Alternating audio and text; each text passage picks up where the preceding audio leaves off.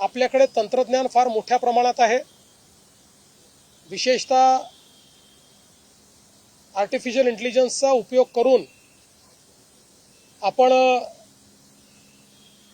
मोठ्या प्रमाणात काही टूल्स तयार केले आहेत की ज्याच्यामुळे एखाद्या गुन्ह्यामध्ये FIR पासनं तर चार्जशीट पर्यंत अनेक गोष्टींमध्ये आपण त्याचा उपयोग करू शकतो। आणि म्हणून मी एक टास्क आज पोलीस महासंचालक महोदयांना दिली आहे की पुढच्या 6 महिन्यात ही सगळी प्रोसेस डिजिटाइज झाली पाहिजे, ज्यामध्ये